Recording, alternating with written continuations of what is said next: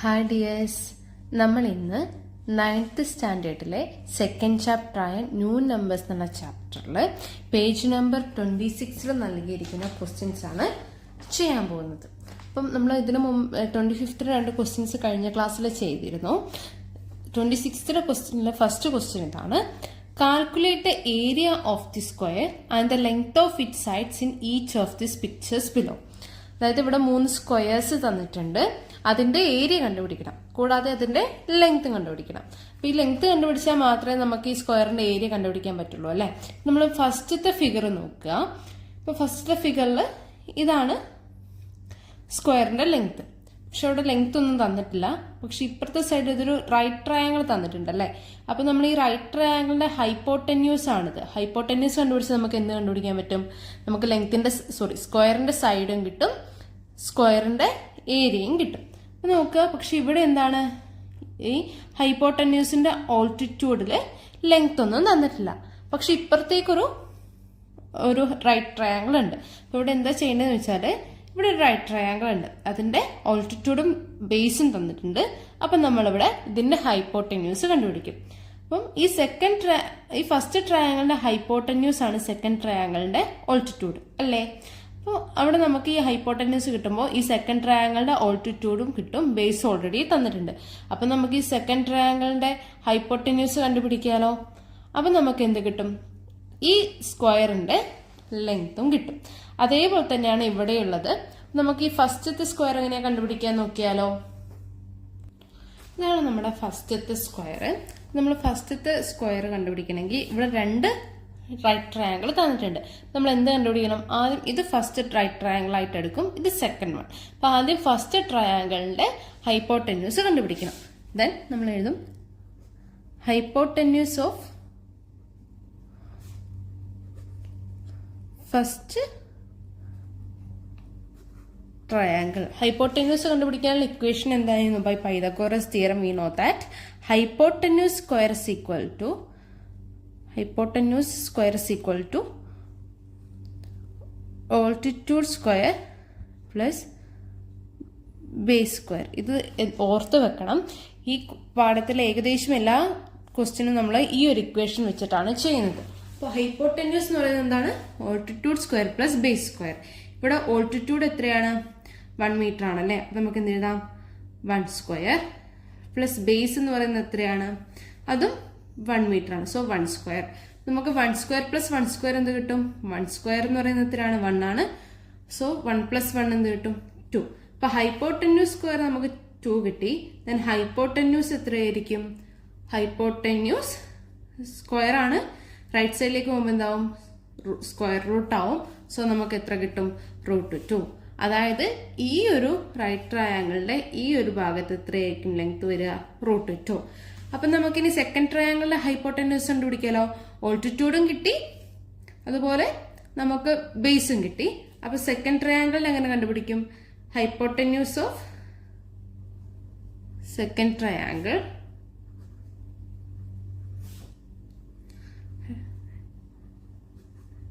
എന്താണ് വരിക? Hypotenuse equal to altitude square plus base square ആണ്. ഇവിടെ എന്ത് വരും? ഹൈപ്പോട്ടന്യൂസ് സ്ക്വയർ ഈക്വൽ ടു, ഇവിടെ ഓൾട്ടിറ്റ്യൂഡ് എത്ര കിട്ടി? √2 ആണ് അല്ലെ. √2 സ്ക്വയർ പ്ലസ് ബേസ് എന്ന് പറയുന്നത് 1 സ്ക്വയർ ആണ്. ഇനി ഈ √2 സ്ക്വയർ എന്ന് പറഞ്ഞാൽ എന്താണ്? ഈ സ്ക്വയറും റൂട്ടും കൂടെ വെട്ടിപ്പോയി എത്ര വരും? 2 വരും. അത് ക്യാൻസൽ ആയിപ്പോ അല്ലെ. 2 പ്ലസ് 1 സ്ക്വയർ 1 വരും. അപ്പൊ നമുക്ക് എത്ര കിട്ടും? 3. ഹൈപ്പോട്ടന്യൂസ് സ്ക്വയർ എന്ന് പറയുന്നത് നമുക്ക് എത്ര കിട്ടി? 3 കിട്ടി. അങ്ങനെയാണെങ്കിൽ ഹൈപ്പോട്ടന്യൂസ് എത്ര വരും? ഹൈപ്പോട്ടന്യൂസ് എന്ന് പറയുന്നത് സ്ക്വയർ ആണ്, നേരെ സ്ക്വയർ റൈറ്റ് സൈഡിലേക്ക് എടുക്കുമ്പോൾ അത് √3 ആവും. അപ്പൊ ഇവിടെ എത്ര കിട്ടും? ഈ ലെങ്ത് നമുക്ക് √3 എന്ന് കിട്ടും. നമുക്ക് ഫസ്റ്റ് ട്രയാങ്കിളിലെ ഹൈപ്പോട്ടന്യൂസ് √2 കിട്ടി, സെക്കൻഡ് √3 കിട്ടി. അങ്ങനെയാണെങ്കിൽ ഇവിടെ നോക്കുക, ഇവിടെ സ്ക്വയറിന്റെ സൈഡല്ലേ √3 എന്ന് പറയുന്നത്. നമുക്ക് എന്ത് പറയാം? ഇൻ സ്ക്വയർ സൈഡ് എത്ര കിട്ടി? Side equal to √3. Then area of square എന്ത് വരും? ഏരിയ ഓഫ് സ്ക്വയർ എന്ന് പറയുന്നത് സൈഡ് ഇൻറ്റു സൈഡ് ആണ്. ദാറ്റ് ഈസ് എന്ത് വരും? √3 ഇൻറ്റു √3. √3 ഇൻറ്റു √3 എന്ന് പറയുമ്പോൾ എന്ത് വരും? റൂട്ടും ക്യാൻസൽ ആവും. ദെൻ 3. നമുക്ക് ഏരിയ എത്ര കിട്ടി? 3 സെന്റിമീറ്റർ സ്ക്വയർ ആയിരിക്കും. അതായത് ഈ ഒരു സ്ക്വയറിന്റെ ഏരിയ എന്ന് പറയുന്നത് എത്ര വരും? 3 സെന്റിമീറ്റർ സ്ക്വയർ ആയിരിക്കും. അതുപോലെ ഇതിന്റെ ഈ സ്ക്വയറിന്റെ സൈഡിന്റെ ലെങ്ത് എന്ന് പറയുന്നത് എത്ര ആയിരിക്കും? √3 ആയിരിക്കും. ഇനി നമുക്ക് സെക്കൻഡ് സബ് ക്വസ്റ്റ്യൻ നോക്കിയാലോ. ഇവിടെ നമുക്ക് ഈ ഒരു സ്ക്വയർ ആണ് കാണേണ്ടത്. അപ്പൊ നമ്മൾ ഈ സൈഡ് കാണുമ്പോൾ, അതായത് ഈ റൈറ്റ് ട്രയാങ്കിളിന്റെ ഹൈപ്പോട്ടന്യൂസ് കാണണം. അപ്പൊ ഇവിടെ ആൾട്ടിറ്റ്യൂഡ് ഇല്ല. ഓൾട്ടിറ്റ്യൂഡ് കാണാൻ വേണ്ടിയിട്ട് എന്താക്കണം? ഈ സെക്കൻഡ് ട്രയാങ്കിളിന്റെ ഹൈപ്പോട്ടന്യൂസ് കാണണം. അപ്പൊ നമ്മൾ നോക്കുമ്പോൾ സെക്കൻഡ് ട്രയാങ്കിളിന് ഓൾട്ടിറ്റ്യൂഡ് ഇല്ല. സോ ഇതിന്റെ ഓൾട്ടിറ്റ്യൂഡ് കാണാൻ വേണ്ടി നമ്മൾ എന്ത് ചെയ്താൽ മതി? ഈ ഫസ്റ്റ് ട്രയാങ്കിളിന്റെ ഹൈപ്പോട്ടന്യൂസ് എത്രയാന്ന് നോക്കിയാൽ മതി. ഇവിടെ നമുക്ക് എളുപ്പത്തിൽ ചെയ്യാം. കാരണം എന്താന്ന് വെച്ചാൽ ഇവിടെ ഓൾറെഡി 1 സെന്റിമീറ്ററും ബേസ് 1 സെന്റിമീറ്റർ ആണ്. ഇവിടെ അത് തന്നെ ചെയ്യുന്നില്ലേ? അപ്പൊ ഇവിടെ ഹൈപ്പോട്ടന്യൂസ് എത്ര വരും? √2 വരും. ഇനി ഇവിടെ നമുക്ക് √2 ആയിരുന്നു, ബേസ് 1 സെന്റിമീറ്റർ ആയിരുന്നു. എന്നിട്ട് നമുക്ക് ഹൈപ്പോട്ടന്യൂസ് എത്ര കിട്ടി? √3 കിട്ടി അല്ലേ? അപ്പൊ ഇവിടെ അതേപോലെ നോക്കുക. ഇവിടെ എന്താണ്? ഓൾട്ടിറ്റ്യൂഡ് √2 ആണ്, ബേസ് 1 മീറ്റർ ആണ്. സോ നമുക്ക് ഇവിടെ ഹൈപ്പോട്ടന്യൂസ് എത്ര കിട്ടും? √3 എന്ന് കിട്ടും. അതായത് ഹൈപ്പോട്ടന്യൂസ് ഓഫ് ഫസ്റ്റ് ട്രയാങ്കിൾ √2 ആണ്, ഹൈപ്പോട്ടന്യൂസ് ഓഫ് സെക്കൻഡ് ട്രയാങ്കിൾ √3 ആണ്. നമ്മൾ തേർഡ് ട്രയാങ്കിളിന്റെ ഹൈപ്പോട്ടന്യൂസ് കണ്ടുപിടിക്കണം. ഇവിടെ നമുക്ക് തേർഡ് ട്രയാങ്കിളിന്റെ ഹൈപ്പോട്ടന്യൂസ് കണ്ടുപിടിക്കാൻ നമ്മൾ എന്ത് ചെയ്യും? പൈതഗോറസ് തിയറം യൂസ് ചെയ്യും അല്ലേ? നമ്മളെങ്ങനെ ചെയ്യും? Hypotenuse square is equal to, നമുക്കറിയാം altitude square plus base square ആണ്. ഇവിടെ ഓൾട്ടിറ്റ്യൂഡ് എത്രയാണ്? √3. അപ്പൊ √3 ഹോൾ സ്ക്വയർ പ്ലസ് ബേസ് എന്ന് പറയുന്നത് 1 സ്ക്വയർ. അപ്പൊ √3 സ്ക്വയർ എന്ന് പറഞ്ഞാൽ എന്താവും? √3 ഇൻറ്റു √3 വരും. ദാറ്റ് ഈസ് എന്ത് വരും? 3 + 1 വിച്ച് ഇസ് ഈക്വൽ ടു 4 എന്ന് വരും. അപ്പൊ നമുക്ക് ഹൈപ്പോട്ടന്യൂസ് സ്ക്വയർ എന്ന് പറയുന്നത് 4 കിട്ടി. അപ്പൊ ഹൈപ്പോട്ടന്യൂസ് എത്ര വരും? ഹൈപ്പോട്ടന്യൂസ് എന്താവും? √4 ആവും അല്ലെ? √4 എന്ന് പറഞ്ഞാൽ എത്രയാണ്? 2 ആണ്. അപ്പൊ നമുക്ക് ഇവിടുത്തെ ഹൈപ്പോട്ടന്യൂസ് എത്ര കിട്ടി? 2 കിട്ടി. അപ്പൊ നമുക്ക് തേർഡ് ട്രയാങ്കിളിലെ ഹൈപ്പോട്ടന്യൂസ് 2 എന്ന് കിട്ടി. അപ്പൊ നമുക്ക് എന്ത് കിട്ടി? സ്ക്വയറിന്റെ കേസിലാവുമ്പോൾ അതിന്റെ സൈഡ് എത്ര കിട്ടി? 2 എന്ന് കിട്ടി. നമുക്ക് ഏരിയ എന്ത് വരും? ദെർഫോർ ഏരിയ ഓഫ് സ്ക്വയർ എന്ന് പറയുന്നത് എത്രയാവും? 2 × 2 വരും അല്ലെ? എത്ര വരും? 2 × 2 which is equal to 4 centimetre square. അതായത് ഈ സെക്കൻഡ് സ്ക്വയറിന്റെ ഏരിയ എന്ന് പറയുന്നത് എത്ര വരും? 4 സെന്റിമീറ്റർ സ്ക്വയർ. നമുക്ക് തേർഡ് സബ് ക്വസ്റ്റ്യൻ നോക്കാം. തേർഡ് സബ് ക്വസ്റ്റ്യനിലും അതെ, നമ്മൾ നേരത്തെ ചെയ്ത പോലെ തന്നെയാണ് ചെയ്യുന്നത്. ഇതിന്റെ ഓൾട്ടിറ്റ്യൂഡും ബേസും ഒക്കെ, ബേസ് എപ്പോഴും എത്രയാണ് വരുന്നത്? 1 മീറ്റർ ആണ്. ഇവിടെ ഫസ്റ്റ് തന്നെ ഓൾട്ടിറ്റ്യൂഡ് എന്ന് പറയുന്നത് 1 മീറ്റർ. അപ്പൊ നമുക്കറിയാലോ, ഇവിടെയൊക്കെ നമുക്ക് കിട്ടിയിട്ടുണ്ടല്ലേ. ഇവിടുത്തെ ഹൈപ്പോട്ടന്യൂസ് എന്താവും? √2. ഇത് √2ഉം ഇത് 1ഉം ആണെങ്കിൽ നമുക്ക് കിട്ടി. അടുത്ത ഹൈപ്പോട്ടന്യൂസ് എത്രയാവും? √3. ഇത് √3ഉം 1ഉം ആണെങ്കിൽ അടുത്ത ഹൈപ്പോട്ടന്യൂസ് നമുക്ക് എത്ര കിട്ടി? 2 കിട്ടി. ഇനി നമ്മൾ എന്ത് ചെയ്യണം? ഈ ഫോർത്ത് ട്രയാങ്കിളിന്റെ ഹൈപ്പോട്ടന്യൂസ് കാണും. അപ്പൊ ഇവിടെ ഓൾട്ടിറ്റ്യൂഡ് 2 കിട്ടി, ബേസ് 1 കിട്ടി. നമുക്ക് ഇതിലൊരു കാര്യം മനസ്സിലാവും. കാരണം എന്താ? ഇത് ബേസ് ഒക്കെ ഒരു പാറ്റേണിലാണ് പോകുന്നത് അല്ലെ? 1 മീറ്റർ. അപ്പൊ ഇവിടെ നോക്കി നോക്കുക. ഇവിടെ √2, √3, √4 ആയിരുന്നു, നമുക്ക് 2 ആണെന്ന് കിട്ടി. അപ്പൊ ഇവിടെ എപ്പോഴും എത്ര ആയിരിക്കും വരിക? √5 ആയിരിക്കും വരിക. പക്ഷെ നമുക്ക് ഇതൊന്ന് ചെയ്ത് നോക്കാം. എങ്ങനെ ചെയ്യും? ഹൈപ്പോട്ടന്യൂസ് സ്ക്വയർ എന്ന് പറയുന്നത് 2 സ്ക്വയർ പ്ലസ് 1 സ്ക്വയർ വരും. എന്താ? ഹൈപ്പോട്ടന്യൂസ്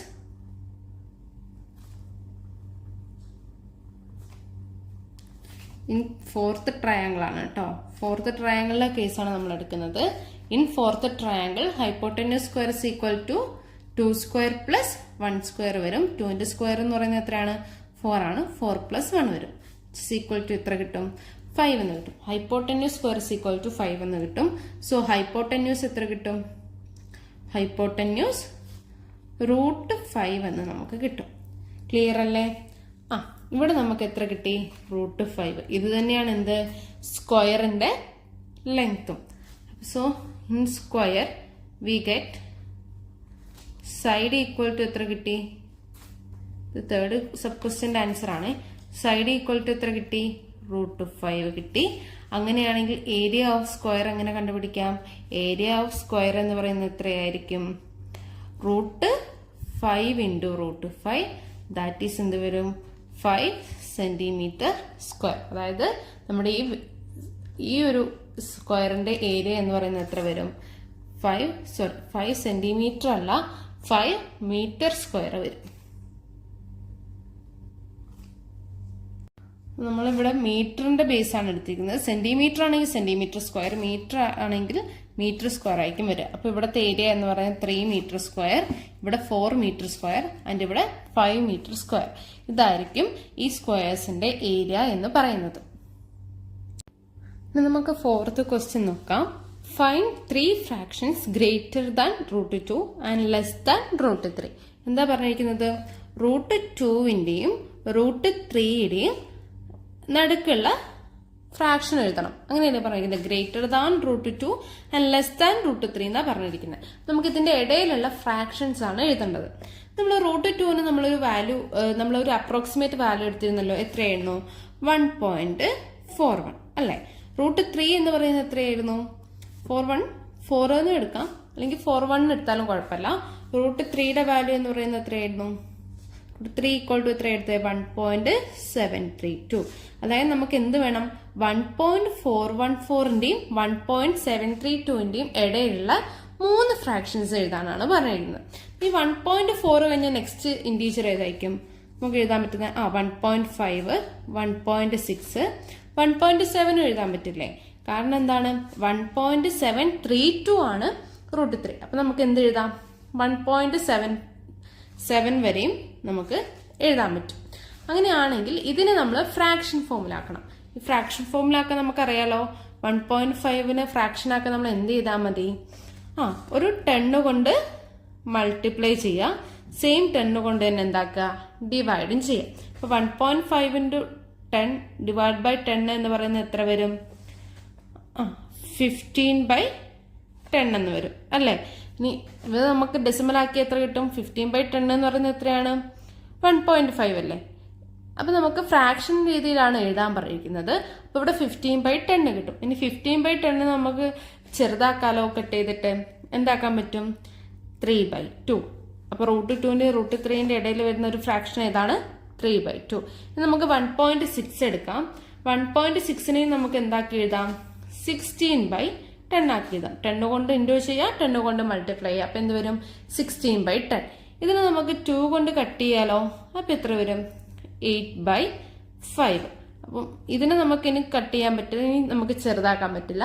അപ്പൊ √2ന്റെയും √3ന്റെ ഇടയിലുള്ള അടുത്തൊരു ഫ്രാക്ഷൻ നമുക്ക് കിട്ടി. എത്രയാണ്? 8/5. ഇനി 1.7 കൂടെ ഉണ്ടല്ലേ? അപ്പൊ 1.7നെ നമ്മൾ എന്താക്കും? 10 കൊണ്ട് ഇൻഡ്യൂസ് ചെയ്യും, 10 കൊണ്ട് മൾട്ടിപ്ലൈ ചെയ്യും. അപ്പൊ എത്ര കിട്ടും? 17/10. 17/10 നമുക്ക് ഇനി എന്താക്കാൻ പറ്റില്ല? ചെറുതാക്കാൻ പറ്റില്ല. കാരണം 17 എന്ന് പറയുന്നത് എന്താണ്? ഒരു പ്രൈം നമ്പർ ആണ്. അപ്പൊ നമുക്കിതിനെ ഒരിക്കലും ചെറുതാക്കാൻ പറ്റില്ല.